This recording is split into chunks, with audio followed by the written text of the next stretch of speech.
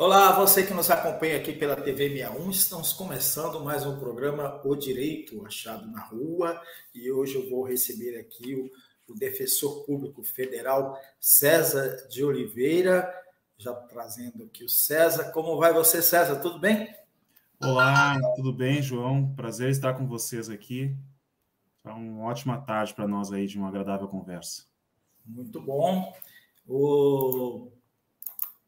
O César de Oliveira ele é defensor público federal, diretor da Escola Nacional de Formação da Defensoria Pública.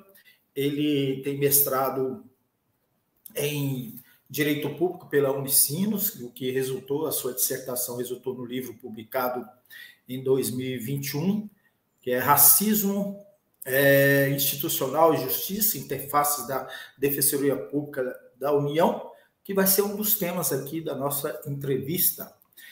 O César de Oliveira é também doutorando pela Universidade de Brasília, a UNB. E outro tema que a gente vai tratar aqui é os povos de terreiro como sujeito coletivo de direitos da resistência às perspectivas emancipatórias.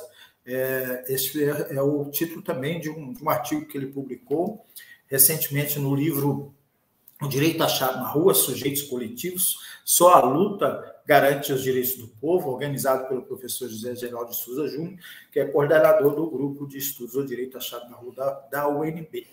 Ô César, vamos então começar a nossa conversa aqui, quando a gente resumiu aqui o tema em racismo institucional, você mesmo falou que é um tema que, a partir daí, tem muita coisa que a gente pode desdobrar aí na nossa conversa.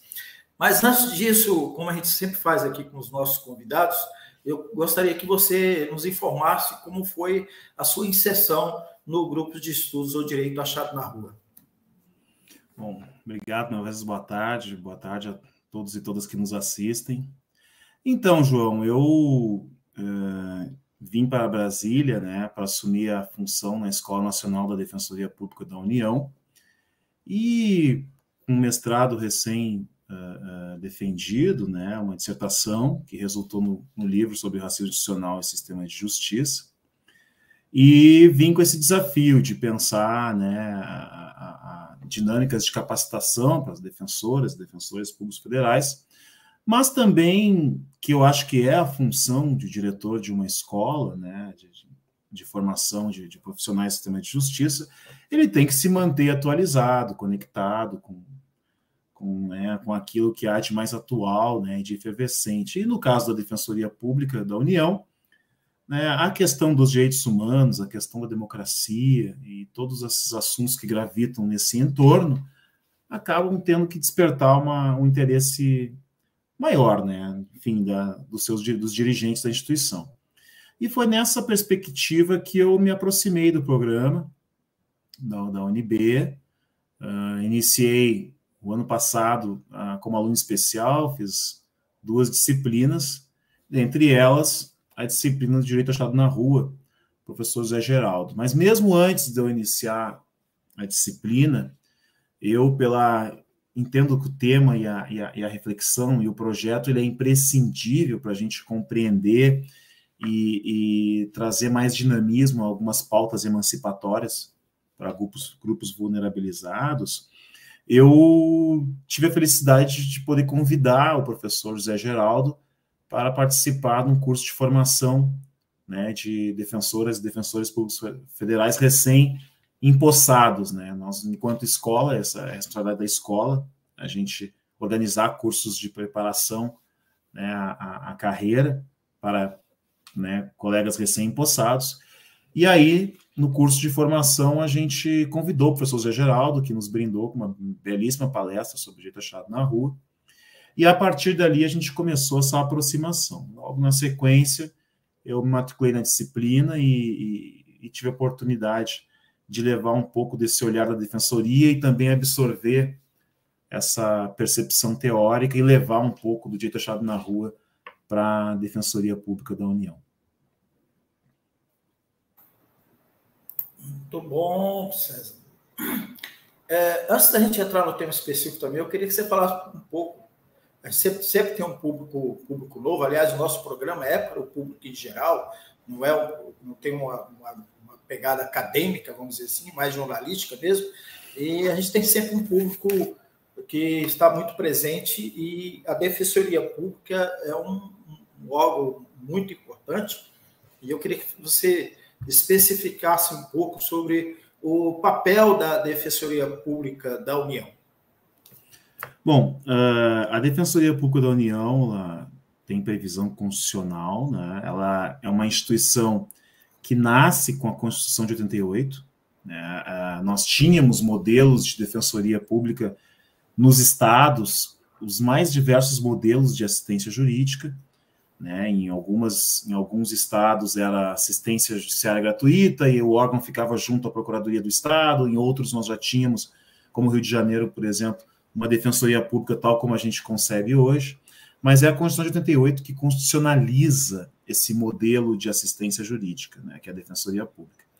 E aí há a previsão, que não existia, de uma Defensoria Pública da União, que, na prática, é implementada somente em 1995. Tá? Bom, qual é a atribuição? Quando a gente fala em Defensoria Pública, a gente tem 3 fases, né, que dialogam muito com aquelas fases das ondas renovatórias do acesso à justiça, de Gart e Capelletti, que, num primeiro momento, uma instituição que se preocupa com a assistência jurídica às pessoas economicamente necessitadas. Nós temos um segundo momento, que vem para o início dos anos 2000, onde a Defensoria Pública ganha essa atribuição para atuar na tutela coletiva. Então, ela vai ter, por exemplo, legitimidade para a procuração civil pública, por exemplo. Né? E uma terceira fase, que vem já aqui a partir de 2009, que é uma instituição que ela foca muito a atuação extrajudicial e também a perspectiva de promoção dos direitos humanos. Então, e a Constituição, em 2014, pela Emenda Constitucional 80, firma essa ideia. Então, hoje, a Defensoria Pública, ela tem essa característica de ser responsável pela promoção dos direitos humanos, e isso lhe confere possibilidades de convocação de audiências públicas por parte das defensoras e defensores, emitir notas técnicas, atuação muitas vezes perante processos legislativos, expedir recomendações, né? E tem também essa característica de ser expressão e instrumento do regime democrático. Isso está no artigo 134 da Constituição. Até 2014 não tinha isso. Então, nós temos essa primeira fase, que é basicamente aquela ideia que ainda boa parte do imaginário social pensa, que é de uma assistência jurídica. Olha, advogado de quem não tem dinheiro, né, para contratar serviços jurídicos que necessita. É isso também, mas não só.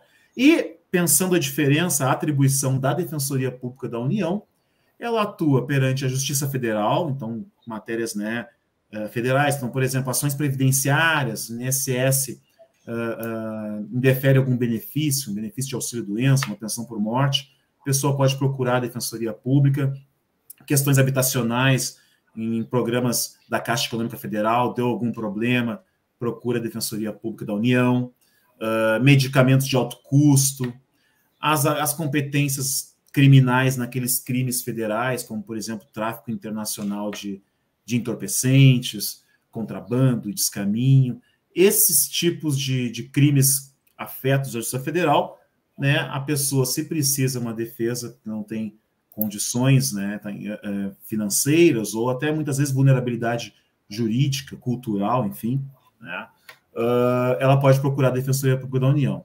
Também atua junto à Justiça Militar da União, que é muito, muito comum, aqueles delitos de deserção, abandono de posto, posse de entorpecentes nas dependências do quartel, isso também a Defensoria Pública da União faz essa atuação. Então, essas são as principais atribuições, eleitoral também, né? Essa seria a diferença em relação às defensorias públicas dos estados. Muito bom. Antes da gente entrar mais uma vez, antes de entrarmos especificamente no tema, você está com uma boa audiência aqui. Eu gostaria de ler os comentários, né? A Vânia foi a primeira que chegou aqui. Se você, obviamente, você deve conhecer todos os convidados aqui, quem está comentando pode falar sobre. Me parece que você tem muitos alunos aqui. Então, tem a Vânia Cristina Machado, nos dando boa tarde. o Eduardo também nos dando boa tarde, a Júlia, Daiane, Pamela, o Léo Fontes, da turma de Direito do Vale de Ribeira, Universidade do Vale de Ribeira, é isso? VR? É isso, César? Isso. Direito do Vale de Ribeira, exatamente. Giovânio, aqui também nos dando boa tarde. A Caroline dos Anjos Gonçalves, e ela volta aqui, né? Também da dona Nonoá, da turma, e o professor José Geraldo aqui, sempre presente, sempre nos prestigiando. E ele faz o seguinte comentário hoje, quando apresento a meus alunos, meus jovens alunos, as carreiras jurídicas, muitos, quando antes logo falavam em magistratura, agora têm expectativas de serem defensores. César, aliás, falou para os meus alunos. Depois você pode até comentar também, viu, César, por favor. Ana Carolina também, lá do nono A, Direito da Universidade do Vale de Ribeira. Aí temos aqui, a Caroline volta, tem um tema muito pertinente. O Danilo está aqui também nos cumprimentando, boa tarde, e a Larissa também nos cumprimentando. Racismo institucional. Nós temos presentes aí muita questão do racismo estrutural, né? Que na verdade a grande expressão do racismo que nós vivemos, e nós, como os dois homens negros, né, que sentimos na pele muito isso, temos esse lugar de fala. Mas explica aí para a gente, para começar, César, o que significa o racismo institucional. Perfeito. Bom, João, antes de mais nada, eu sempre gosto de ambientar os alunos, as pessoas que vão conversar sobre o tema, trazendo uma reflexão em relação às terminologias mesmo, né? Nós temos, por exemplo, um relatório da ONU de 2021 que traz o conceito de racismo sistêmico, né, como um sistema. E dentro desse conceito, ela trabalha as questões do racismo estrutural, a dimensão estrutural e institucional.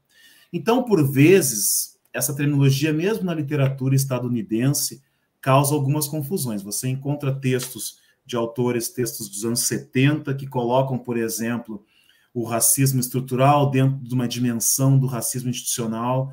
Então, por vezes, é normal você identificar alguns conflitos terminológicos, mas a ideia, para um primeiro momento, é pensar essa questão do racismo como um sistema que envolve todos os segmentos da sociedade. É isso que a ONU nos direciona. E, claro, aí, num segundo momento, é interessante a gente problematizar esses conceitos mais específicos para compreender um pouco mais a complexidade, a sofisticação do racismo. E aí nós vamos ter esse debate do racismo institucional muito forte no final dos anos 60 do século passado, durante a década de 70, com os Panteras Negras, que eles, a partir de dois autores ativistas dos Panteras Negras, Stokely Carmichael e Kwame Ture, eles vão trazer, Charles Hamilton e Stokely Carmichael, desculpe, eles vão trazer esse conceito, né, após o fim, né, as conquistas dos movimentos pelas liberdades civis das pessoas negras nos Estados Unidos da América, se identificou que algumas dinâmicas, elas não se alteraram, né? Então, você tinha ali uma suposta igualdade formal, mas o acesso a serviços públicos essenciais continuava problemático.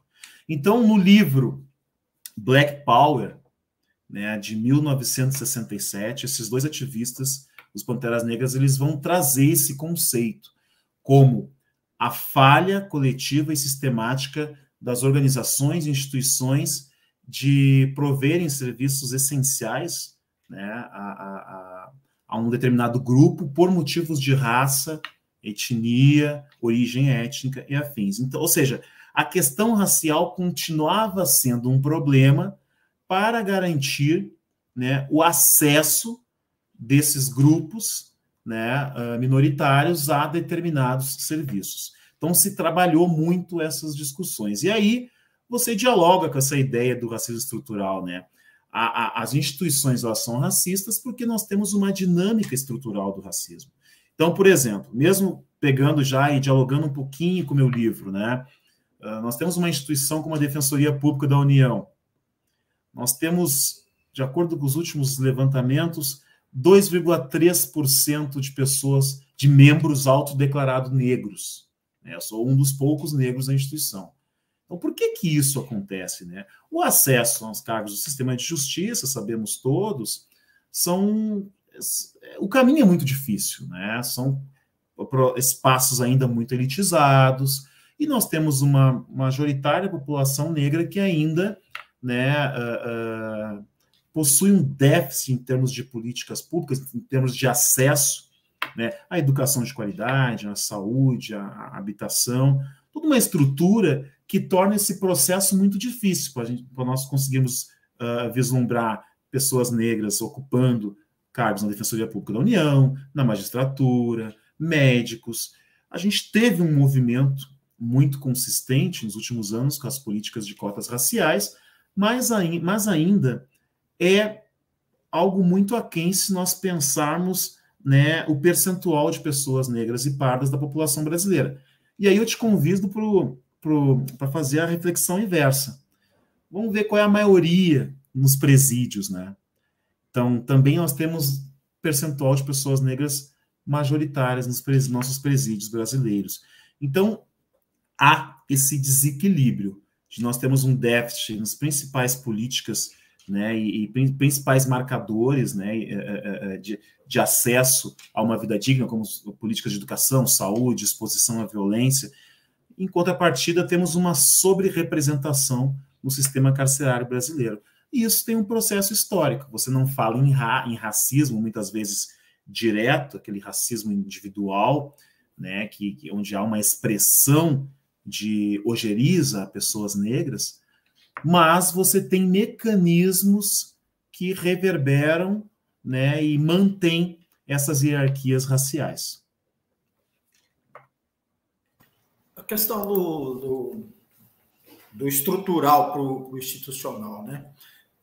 Vou fazer uma reflexão aqui dentro do que você já expôs, né? O estrutural, como eu até mencionei, de ser assim o que é a pedra, né, a base do racismo, né, que tem a conexão com a nossa herança escravocrata e etc.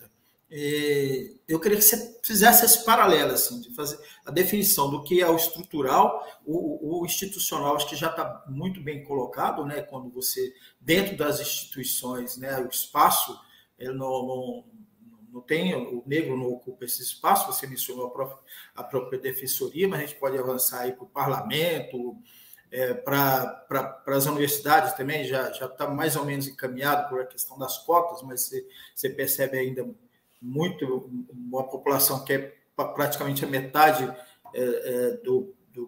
da população brasileira e, no entanto, ocupa poucos espaços nas universidades. Então, eu queria que você falasse um pouco mais sobre o estrutural e fazendo esse paralelo do institucional. Perfeito. Com o institucional. Perfeito, João. O racismo estrutural ele precede essa análise do institucional. Então, a gente vai pensar o racismo institucional como uma consequência, um desdobramento de uma estrutura social que é racista.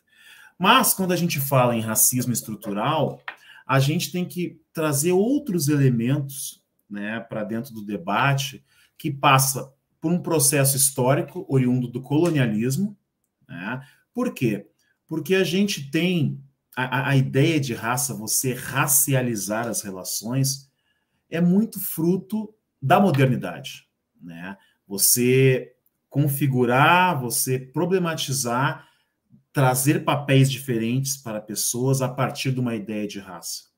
Então, você tem uma construção a partir do imperialismo europeu, da chegada dos europeus ao continente americano, do tráfico transatlântico, você tem uma distribuição de papéis, um conceito de humano que parte de uma perspectiva eurocentrada, né? Então, o humano desenvolvido, branco, hétero, europeu, cristão, sem deficiência, né?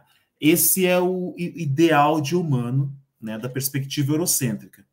E os outros, os não brancos, eles são inferiores. Então você começa a trabalhar, né, isso é próprio da lógica colonial, você trabalha discursos de inferiorização, categorização de pessoas, né? Então, por exemplo, você trabalha com binarismos, primitivo, desenvolvido, o ocioso, o empreendedor.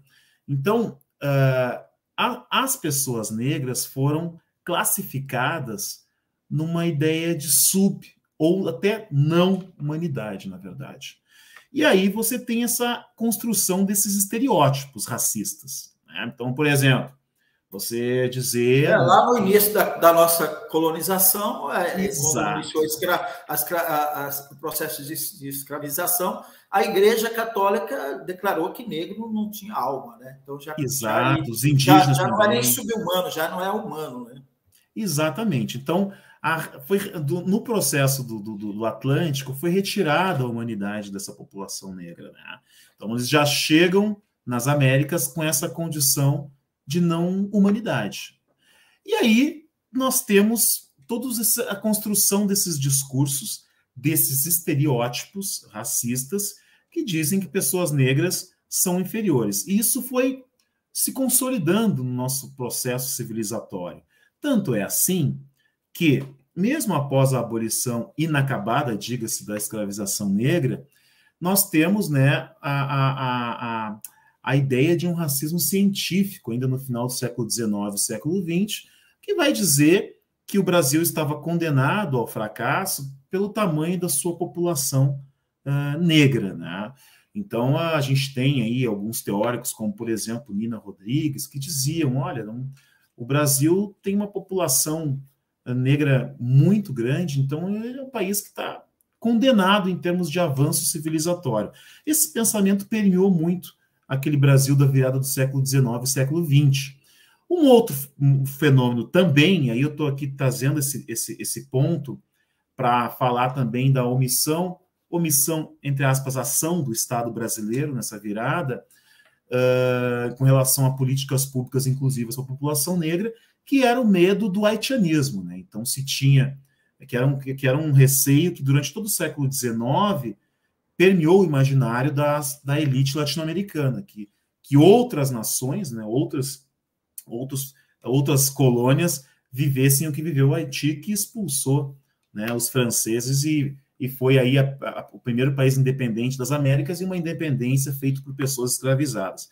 Então se tinha essa preocupação no Brasil, e aí para além de um processo de embranquecimento com a imigração europeia, também se pensou dinâmicas e eu trato um pouco disso no artigo do Direito Achado na Rua, da obra organizada pelo professor José Geraldo, se pensou também em algumas formas de perseguição à população negra, sem falar da questão racial. Então nós temos a criminalização da cultura, a criminalização da capoeira, nós temos também a perseguição aos terreiros, ao samba, toda forma de organização social da população negra era perseguida.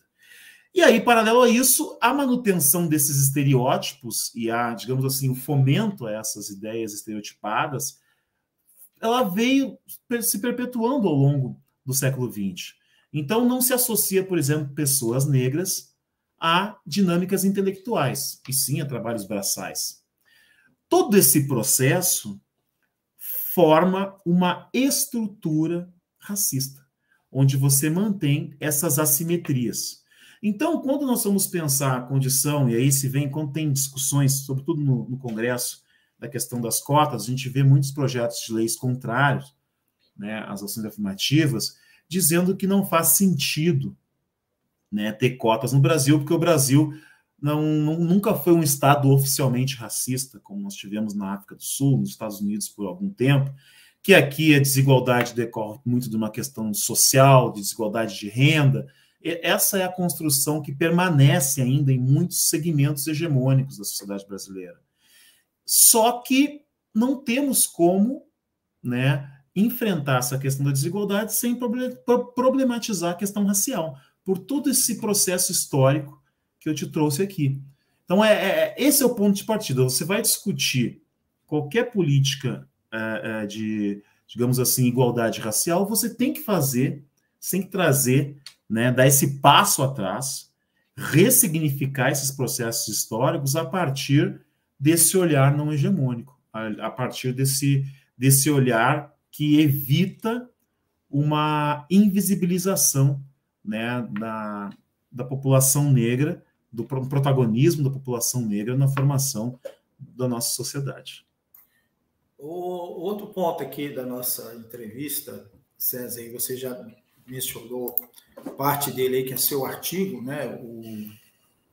Os povos de terreiro como sujeito coletivo de direito, dar resistência às perspectivas emancipatórias. Queria aproveitar para esse gancho aí da questão do racismo religioso, né? E quando a gente fala do racismo religioso, a gente não pode deixar de lembrar das religiões neopentecostais fundamentalistas que reforçam com o racismo religioso, mas não só, mas também com uma leitura errada, na minha concepção, da Bíblia, em que colocam, por exemplo, o continente africano como o lugar do mal, né?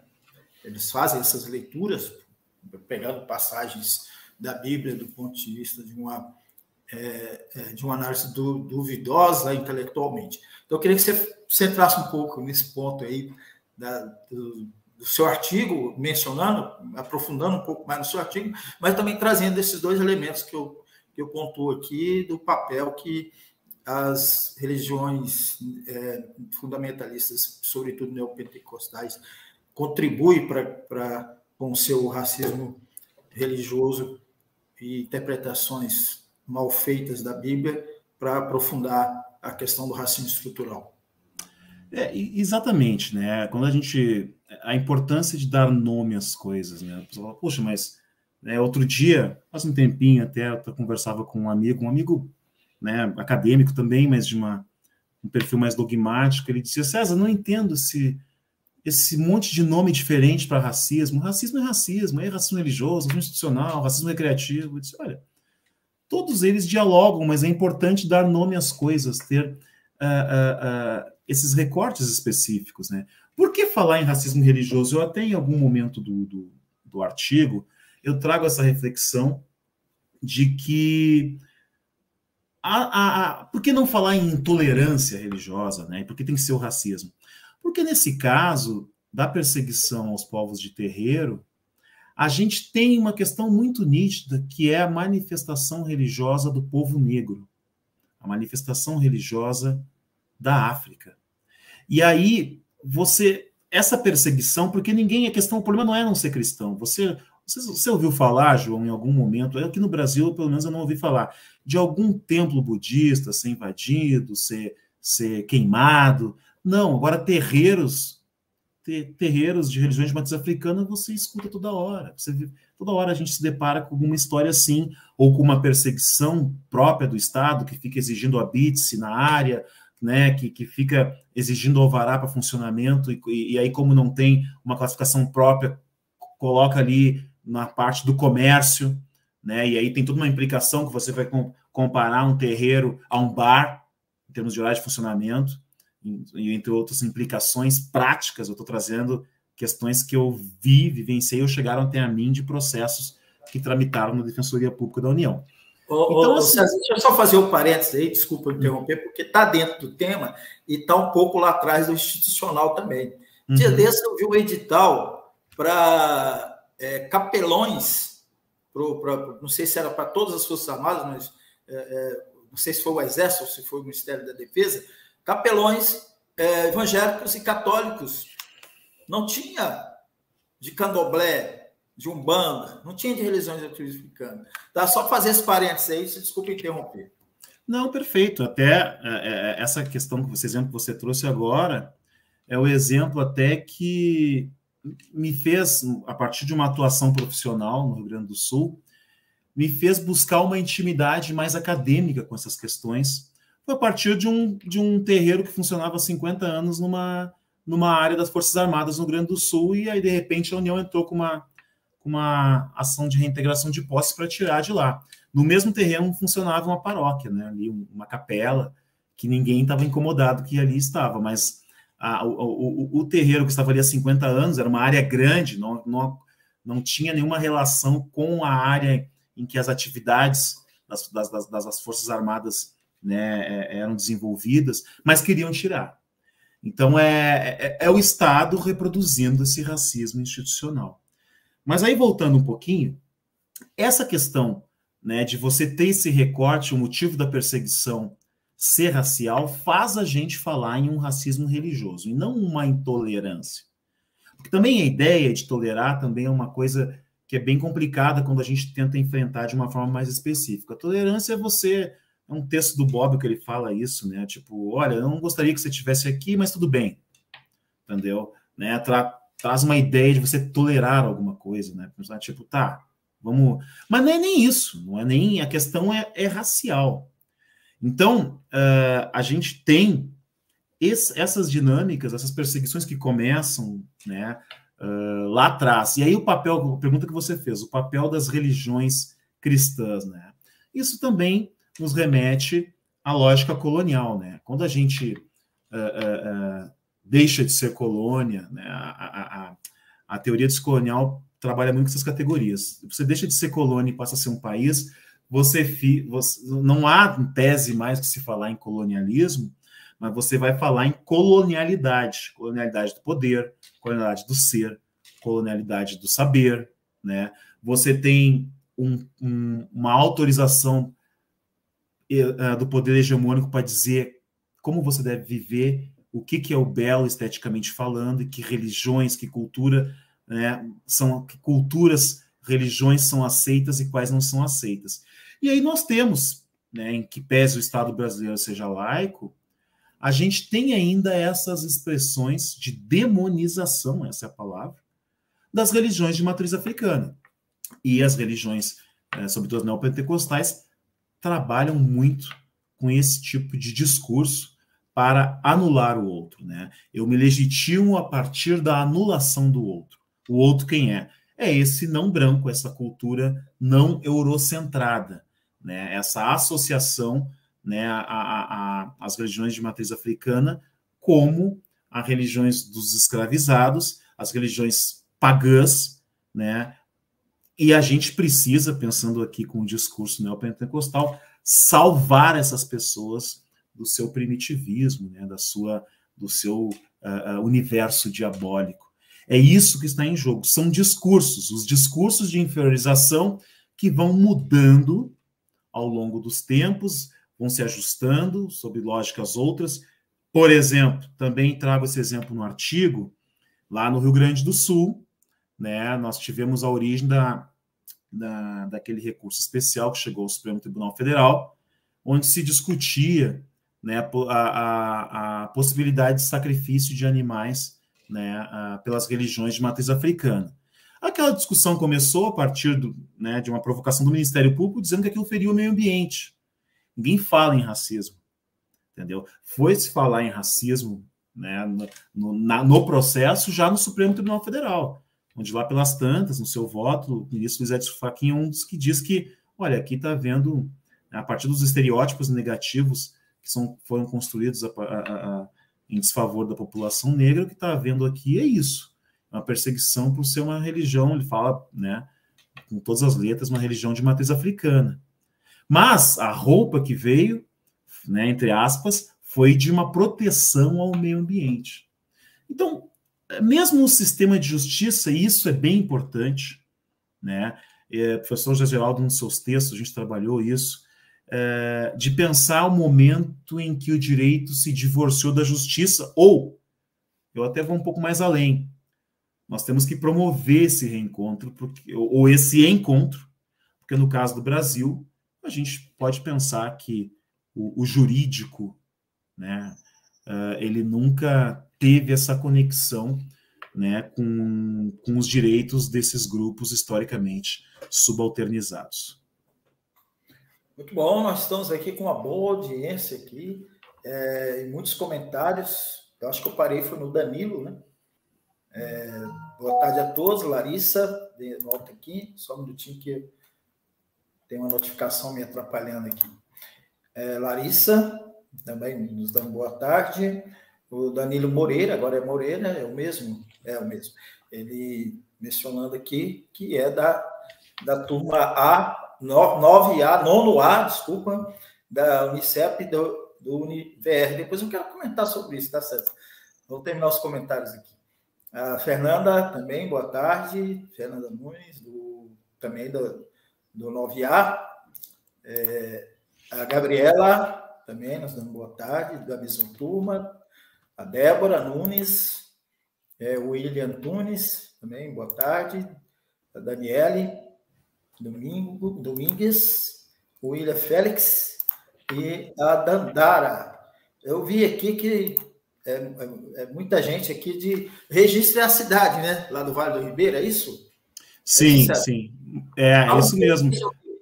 Sobre sobre a UniVR, os seus alunos, fala um pouco do curso aí. Eu estou gostando desses comentários aqui, da participação. Não, estão muito bons. Eu mando aqui o meu abraço para a Dandara, trabalha na escola da DPU, que eu conheço. A gente debate bastante essas questões, né? Sobre racismo, enfim. E em relação aos alunos do Centro Universitário Vale do Ribeira, eu deixo aqui o meu abraço e o agradecimento.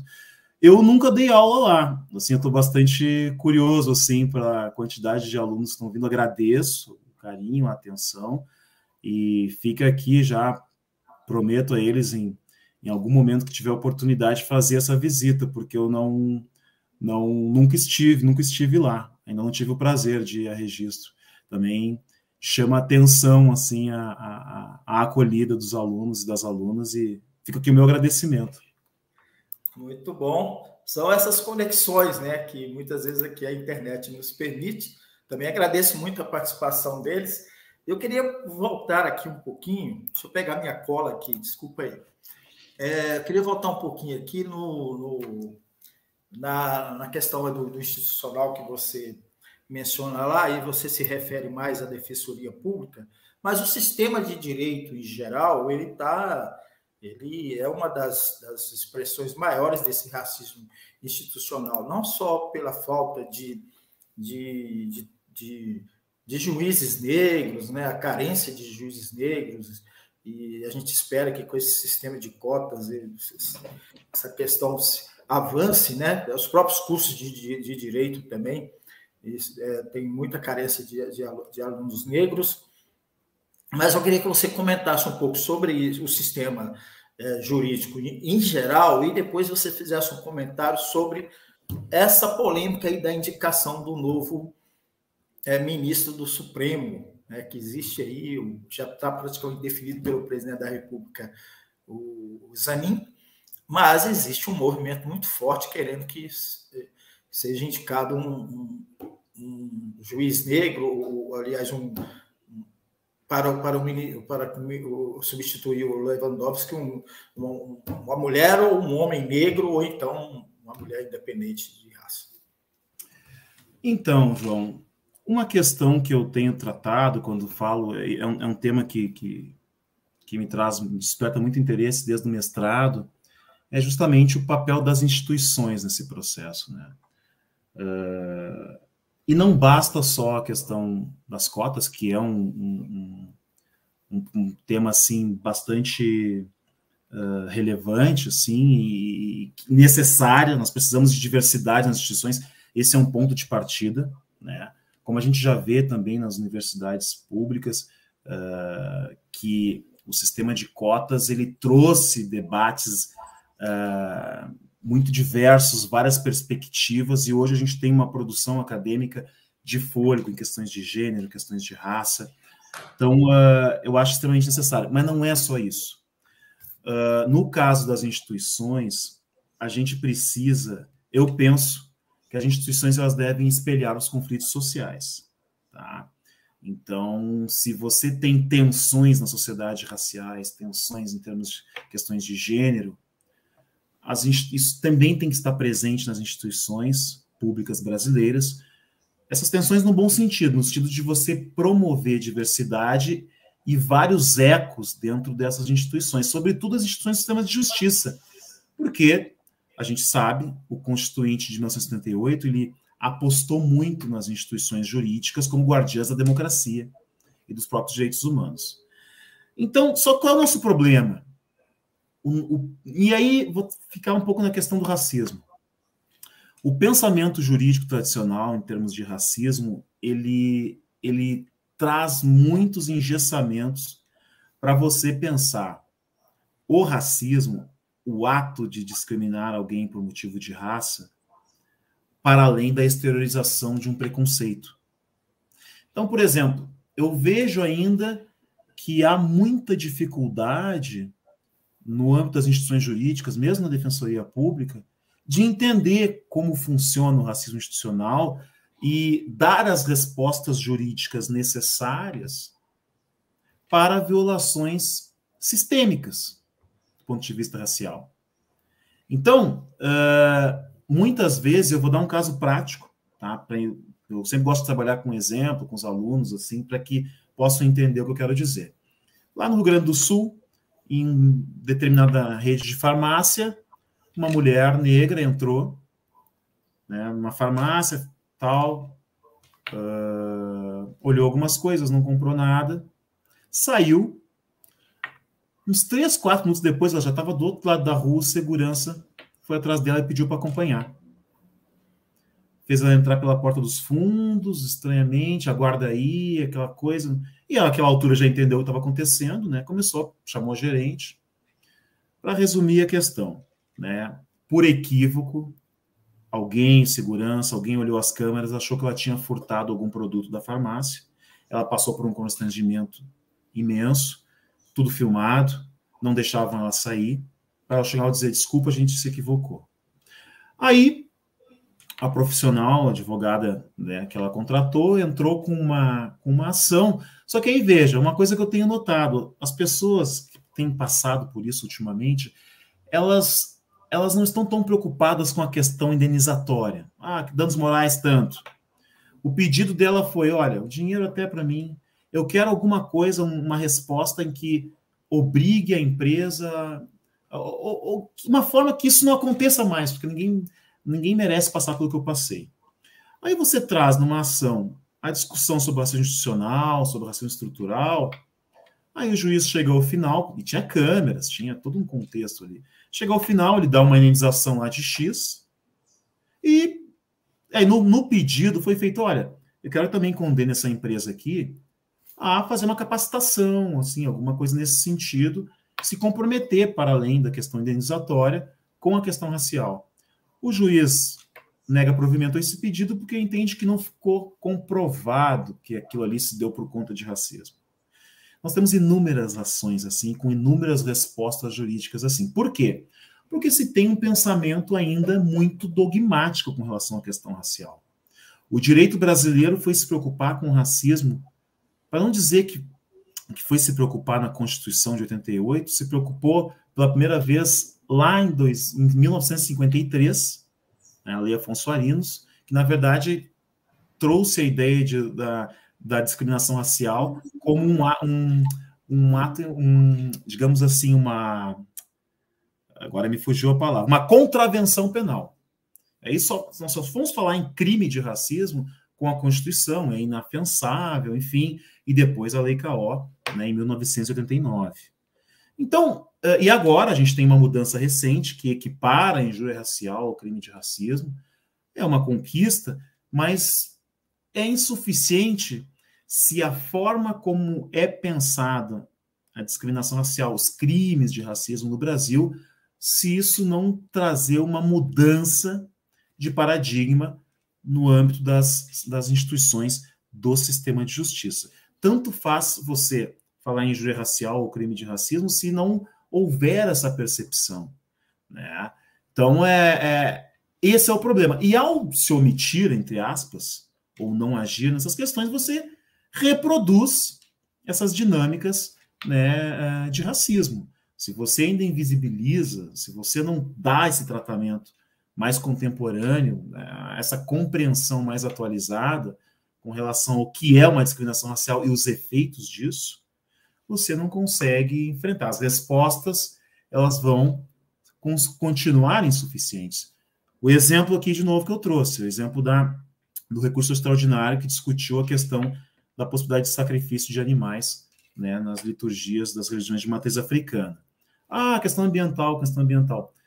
Se você não tem um olhar para compreender o que significa esse sacrifício de animais naquela liturgia, por que isso é feito, que tudo que é sacrificado no âmbito do terreiro é consumido no terreiro, né? E por que se dá aquele sacrifício? Se você não descolonizar o jurídico, eu gosto muito dessa expressão, enquanto não houver esse processo de descolonização do jurídico, as instituições do direito não vão dar as respostas satisfatórias, né, que a gente almeja para, né, consolidar, digamos assim, a democracia e promover e proteger os direitos humanos da população negra. E aí a sua pergunta com relação à indicação, né, do Dr. Cristiano Zanin, né?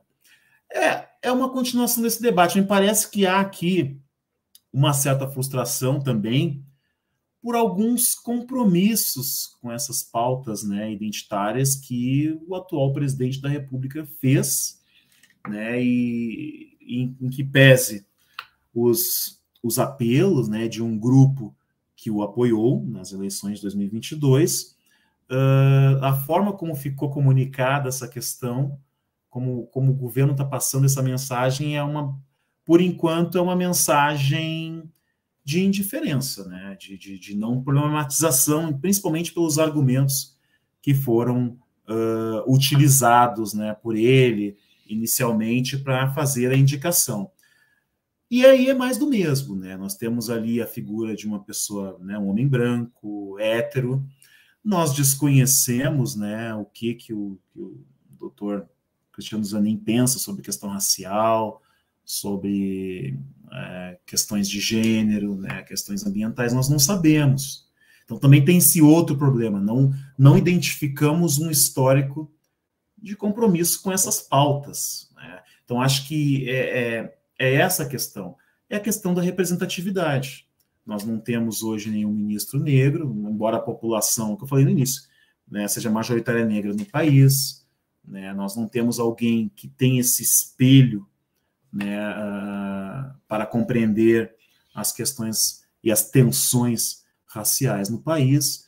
Então, eu acho que, sim, né, num primeiro momento fica essa frustração, né, e entendo uma oportunidade de conferir uma representatividade. O presidente da República, pelo menos nesta oportunidade, não o fez.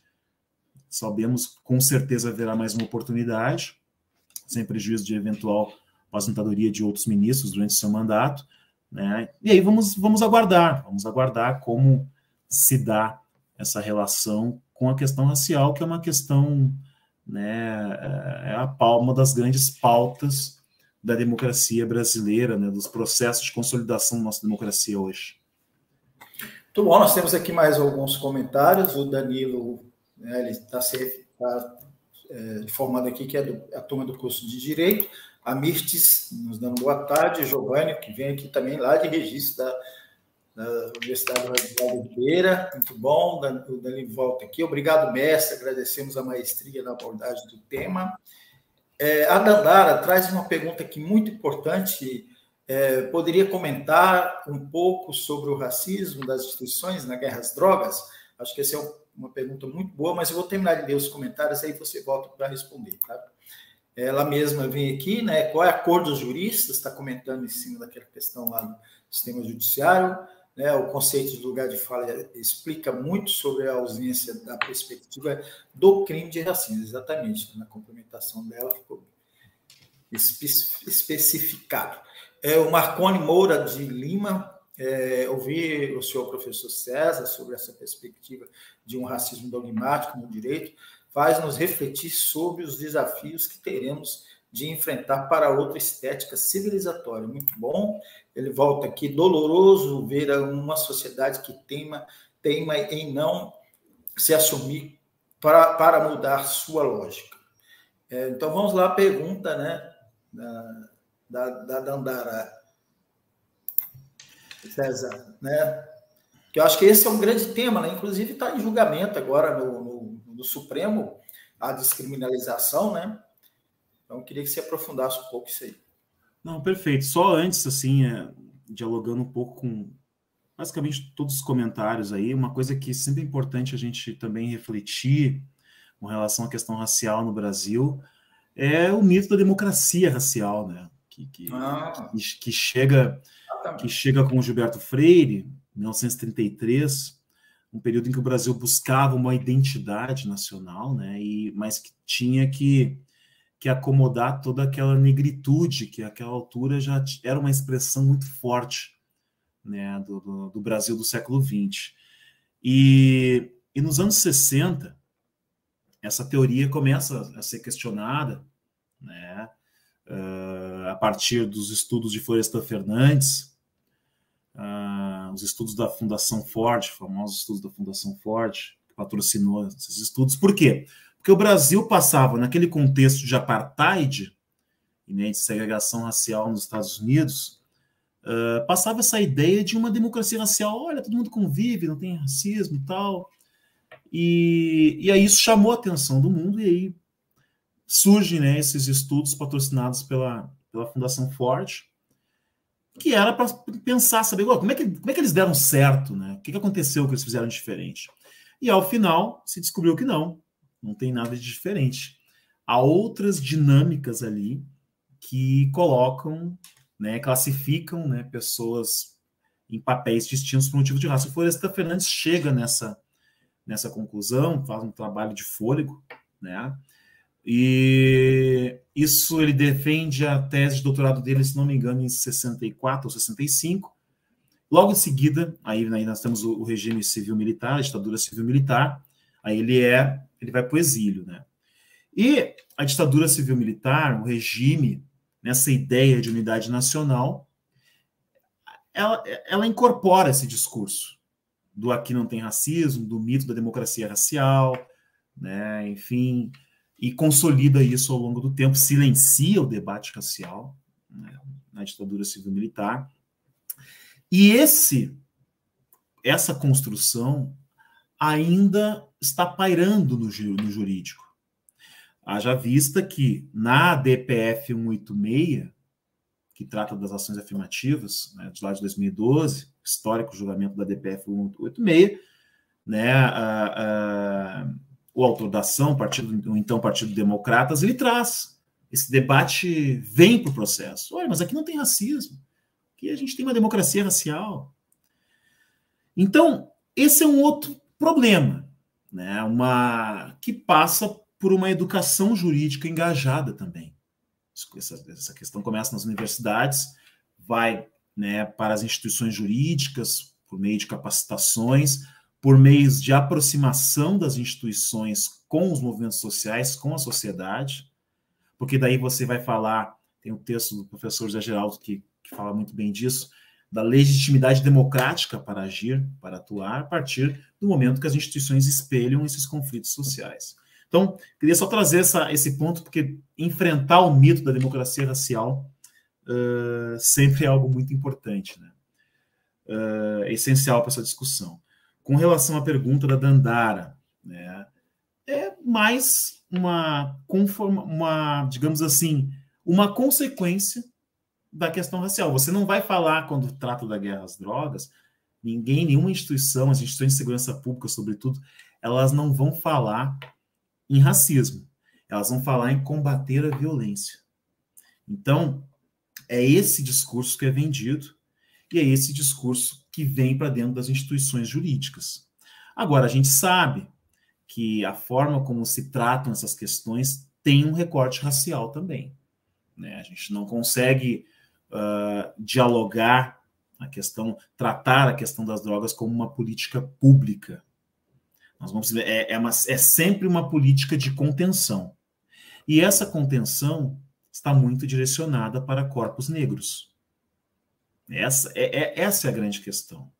Também importa dizer que onde no imaginário social está localizada o problema das drogas, onde você vai travar essa guerra, né, no imaginário social, é nas comunidades periféricas, onde a maioria da população é negra.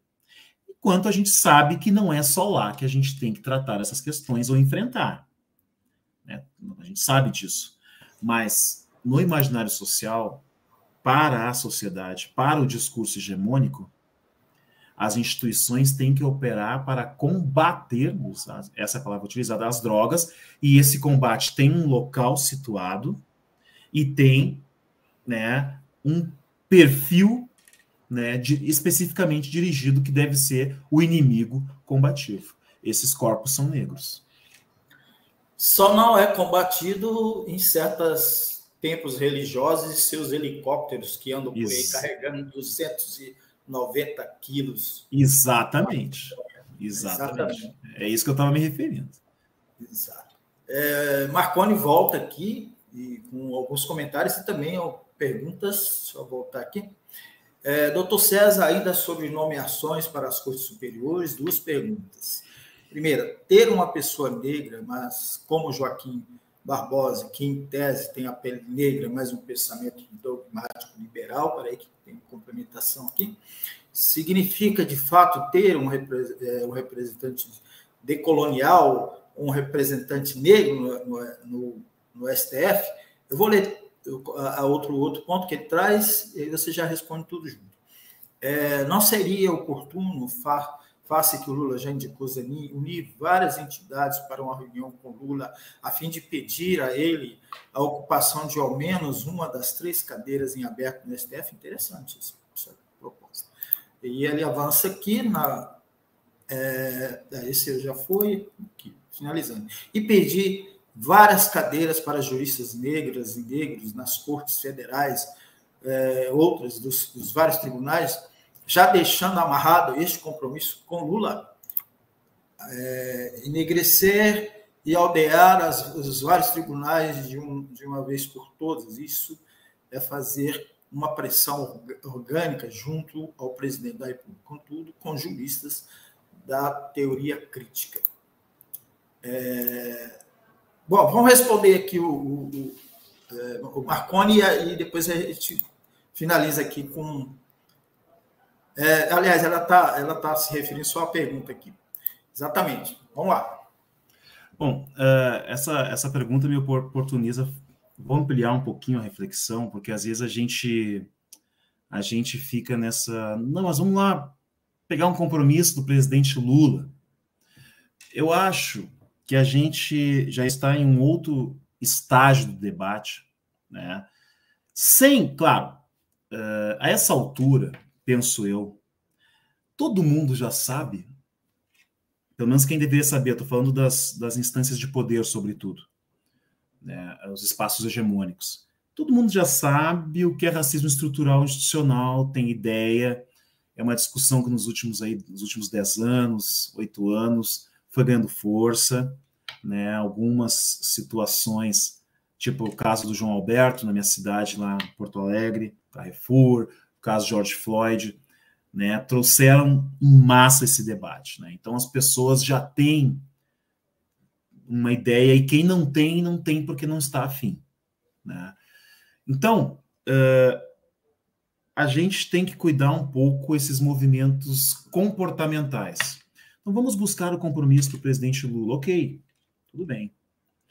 Mas, e aí dialogando um pouco com o que eu começo a me investigar na minha pesquisa de doutorado, a minha proposta de pensar uma justiça de transição para uma abolição inacabada da escravização negra. O que eu quero dizer? E aí o meu enfoque é muito a reforma das instituições, né? Mas, vamos pensar um pouquinho aqui.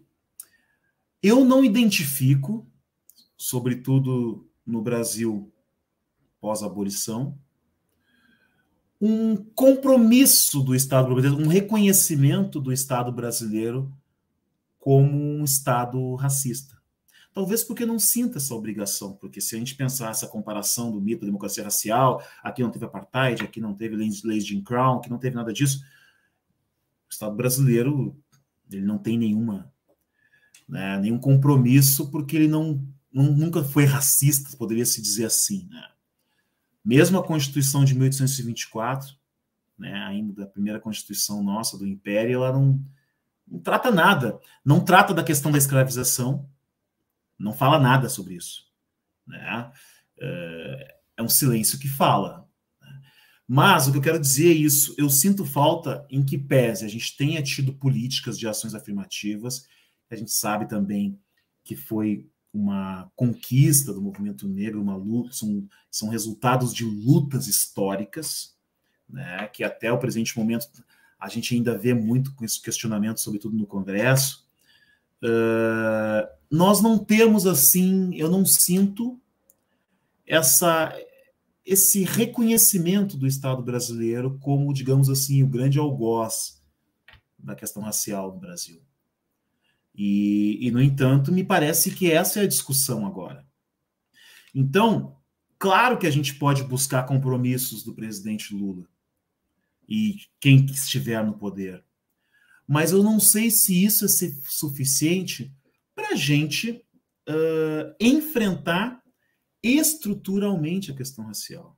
Nós estamos vendo aí agora, inclusive com apoio da situação do governo, né, uma tramitação de uma PEC aí para isentar partidos políticos por não terem cumprido, né, as cotas raciais e de gênero por conta das eleições. A gente está vendo essa discussão aí que eu acho que ainda deve ganhar, conforme avança, deve ganhar força nos próximos dias. Então é um pouco isso. O sistema, o Estado brasileiro, ele incorpora, né, essa dinâmica racial com muita força. Seja em alguns momentos quando ele criminalizou a cultura, a religião, a expressão cultural, né, negra, seja quando se omite também. E aí vem um outro ponto que realmente é uma questão que tem que se analisar e que a gente tem que ficar um pouco atento. Tudo bem, vamos indicar uma pessoa negra. Essa pessoa tem letramento racial? Ela tem condições de trazer esse olhar? Né? Porque é isso. Nós temos que combater o racismo a partir desse olhar não hegemônico, a partir de uma ressignificação. A gente falou muito de história aqui ao longo da conversa. Uma ressignificação. Implementar, e aí eu dialogo de novo com a questão da justiça de transição, implementar, trazer uma memória coletiva inclusiva que confira o devido protagonismo a, né, figuras, personalidades negras da história do Brasil, como Luiz Gama, por exemplo. Vamos falar em um abolicionista, né, falar em pessoa que lutou contra a escravização. Se escuta falar em Luiz Gama há muito pouco tempo, muita gente não sabe. Quando eu fiquei 6 anos na faculdade de Direito, nunca tinha ouvido falar em Luiz Gama. Entendeu? Então, são essas coisas, e isso é política de Estado. Lei 10.639, implementar a história da África no ensino fundamental e médio. Ainda é algo muito comportamental, não existe uma estrutura... Tá aí, desculpa interromper, César, tá aí Sim. mais um exemplo do racismo institucional. Exatamente. A não aplicação da Lei 10.639. Os governos, para começar pelo governo federal, os governos estaduais, as prefeituras, ninguém se preocupa, você vê raros exemplos isso. É comportamental. Exatamente. O racismo institucional está aí cabalmente. Desculpa aí. Exato. Não, exatamente. Aí você vê, de vez em quando eu escuto, mesmo lá no Rio Grande do Sul, não. Aqui na escola tal, da cidadezinha tal, a professora trouxe questões e tal. Aí você vê que ali tem alguma coisa mesmo, mas é meramente comportamental. Não há uma política institucional, vamos fazer assim, assim, assim, tal, vai ser assim, tem que fazer. E aí tem a questão disso, também tem investimento, né? Essas políticas públicas demandam investimento, essa é a questão também. Então o Estado tem que investir, né? Estou falando de questão financeira, orçamentária. Então, são esses movimentos. Eu sinto falta e defendo, até ouvi que o ministro Silvio Almeida pretende criar algo nesse sentido, vamos ver como fica, mas eu acho que a gente precisa, a exemplo do que aconteceu com a Comissão Nacional da Verdade sobre a ditadura, a gente precisa de uma Comissão Nacional da Verdade sobre a escravização negra no Brasil, mas instaurada pelo Estado, não a da OAB, que a gente sabe que tem várias em vários estados que fazem um ótimo trabalho. O Estado brasileiro, que a partir disso ele reconhece oficialmente, aqui tem um problema, e aí nós vamos problematizar todas essas questões, né, trazendo uma perspectiva mais engajada, mais emancipatória, um diálogo mais profícuo, porque senão a gente fica, a sensação que fica, embora eu enxergue o copo meio cheio, eu acho que se avançou muito, a gente está aqui debatendo nesses espaços, nas universidades, trazendo constrangimentos, muitas vezes constrangimentos epistêmicos, inclusive, no âmbito da academia. A gente precisa cobrar mais do Estado, em suas, né, tanto no executivo, judiciário, legislativo, uma postura oficial com relação à escuta. Fomos, não somos racistas, somos. E o que a gente vai fazer a partir disso, oficialmente, né? Senão ficam esses discursos, né, esses movimentos importantes, alguns retóricos, né? Então, por exemplo, o Estatuto da Igualdade Racial, se você for olhar, ele foi tão fatiado ao longo da sua tramitação que você tem basicamente ali normas programáticas. O Estado deve isso, o Estado deve aquilo, tem que isso, tem que aquilo, mas você não vê uma implementação, uma dinâmica. Você está lá, né? Você tem, né, às vezes, algumas expressões, está citando aqui o professor Marcelo Neves, né, algumas legislações simbólicas, né? E a gente tem que ir além disso. Eu sinto falta de um Estado brasileiro mais protagonista nessas questões. Acho que esse é o próximo passo da discussão, estabelecidas as balizas teóricas, os constrangimentos epistêmicos, agora as lutas dos movimentos sociais, né? A gente precisa cobrar mais do Estado essa postura. Mais ou menos isso, sim, que eu tenho refletido a respeito. Perfeito, maravilha. Nossa, felizmente a gente vai ter que encerrar, a gente está passando aqui do tempo delimitado, que é entre 40 minutos e 1 hora, mas o programa está muito bom. Tem mais perguntas aqui, tem mais comentários. Nós paramos aqui na Dandara, que ela falou a primeira pergunta é bem... Não entendi o termo. Depois, se quiser explicar. A Ana Clara Pontes, essa já é da turma do 7º A. A turma do 9º A dominou aqui, agora apareceu a Ana Clara da turma do 7A. Muito obrigado aí pela audiência, Ana Clara. O professor Geraldo faz uma lembrança aqui muito importante. A política afirmativa da UNB para a admissão de negros completa 20 anos, que, aliás, foi uma luta do professor José Geraldo. Aí vamos aqui, o Marconi volta, né? Muito bacana o que o professor fala sobre o Luiz Gama. Eu fiz um desabafo durante o artigo que apresentei no mês de maio, no 11º Seminário Internacional de Direitos Humanos da Universidade Federal da Paraíba, sobre o quanto precisamos estudar Gama. Muito bom. A Meire da Silva também vem nos cumprimentar, o professor José Geraldo complementa aqui: o mais importante da política de cotas da universidade é eu ter trazido para o debate curricular o desafio da descolonização do conhecimento. Muito bom. Marconi volta. Parabéns, João, por esse belo programa de hoje, pelo convidado tão incrível e necessário. Exatamente, assina embaixo.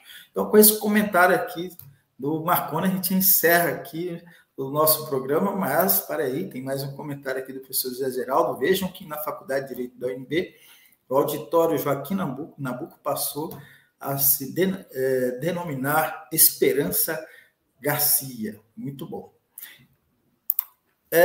César de Oliveira, quero agradecer muito aqui a sua participação. Foi realmente muito bom, muito incrível e necessário, como disse aqui Marconi. E deixo aí para suas considerações finais e para você agregar algo que eu não perguntei, você considera importante. Só mais um comentário aqui. Ailton Krenak, nosso doutor honoris causa, mobilização dos estudantes indígenas. Boa lembrança, professor Zé Geraldo. Deixa para suas considerações finais e agregue aí algo que eu não te questionei e você considera necessário agregar, por favor. A primeira questão, assim, só que eu gostaria de agregar, antes dos agradecimentos, é trazer um exemplo que eu também trago no meu livro, da necessidade, primeiro, no âmbito da academia, de uma educação jurídica engajada, algo que o professor José Geraldo faz muito bem, né?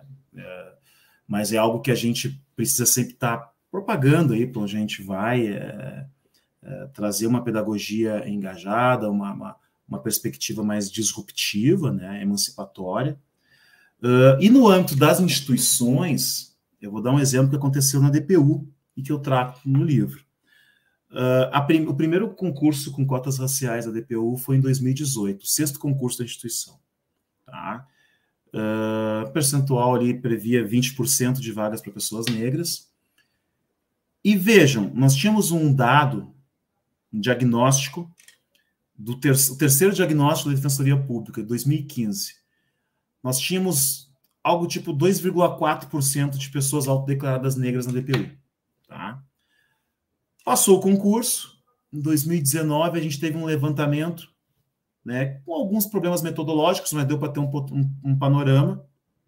Após o primeiro concurso com cotas, a gente teve 2,3% de pessoas autodeclaradas negras. Ou seja, não alterou antes ou depois do concurso. Nós perdemos um concurso. Dos 20% das vagas, nós conseguimos preencher 5%. E aí se poderia dizer o seguinte, bom, né, isso vale para outras instituições também. A nossa parte a gente fez. A DPU fez a sua parte, o que a gente vai fazer? Né? E aí não é isso.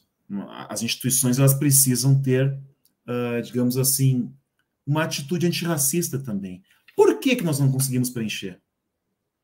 E aí, para responder isso também, a gente, né, o nosso Conselho Superior, ele editou a resolução 173, que prevê, né, isso está a cargo da escola, a gente está nessa caminhada para construir isso, né, entre outros movimentos, cotas para estagiários, enfim, um curso voltado para pessoas negras da instituição, servidores, estagiários, colaboradores, preparatório para a carreira de defensora pública federal. Então, e está a cargo da escola da DPU, essa demanda, entre tantos outros movimentos que podem ser feitos. Mas o que eu quero dizer aqui é que as instituições precisam estar engajadas na questão racial.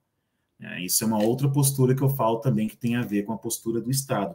Você tem que criar condições para que pessoas negras, pessoas indígenas, mais mulheres negras, entrem nas instituições, e aí a gente tenha esse movimento que a gente viu nas universidades, como o professor José Geraldo lembrou aqui, né, a UNB, e aí já começa a minha fase do agradecimento. A UNB, ela é pioneira nessas questões, ela tem adquirido um protagonismo enorme. Eu tenho uma honra de hoje fazer parte do programa como doutorando, e eu quero também já deixar aqui o meu agradecimento de coração a você, João, mas um agradecimento muito especial ao professor José Geraldo pela oportunidade, pelas aulas, pelo convite que me foi feito, pela oportunidade de estar ao lado dele nessa obra que a gente lançou recentemente. O lançamento agora vai ser oficial dia 15, né, na UNB, próximo dia 15 de junho. É uma honra para mim estar com ele, então fica aqui o meu carinho, o meu agradecimento de coração, e tenho nele uma referência, né? Acho que ainda não falei isso para ele, mas vou ter muitas oportunidades de falar, que ele poderá sempre contar comigo, porque nós estamos juntos nessa luta. Muito obrigado, e obrigado ao pessoal que nos assistiu também, né, ao pessoal do Centro Universitário Vale do Ribeira, que eu deixo aqui a promessa de algum momento de visitar, né, dada a sua audiência, seu carinho, sua atenção, e demais, né, pessoas que nos assistiram aqui essa tarde. Muito obrigado. Maravilha, o professor José Geraldo é a alma desse programa, né? Assim como em qualquer emissora de TV, né? Você tem os bastidores ali funcionando, que faz acontecer. Esta é a grande alma desse programa, professor José Geraldo, que eu tenho o luxo de ser o meu palpinho. É um tema aí, uma das funções jornalistas da época antiga. Agradecer muito a você que nos acompanhou, principalmente a turma de Direito lá da Universidade do Vale do Ribeira, ali de Registro, São Paulo, que veio aqui praticamente em peso participar, nos dar uma boa audiência, também do 7º A, também veio aqui, e a todos que comentaram também, os demais que comentaram, e pedir para você se inscrever aqui no nosso canal, na TV 61, acionar o sininho, dar o joinha e compartilhar essa entrevista maravilhosa aqui com o César de Oliveira. Um grande abraço para todo mundo e a gente volta na semana que vem com mais um Direito Achado na Rua. Tchau!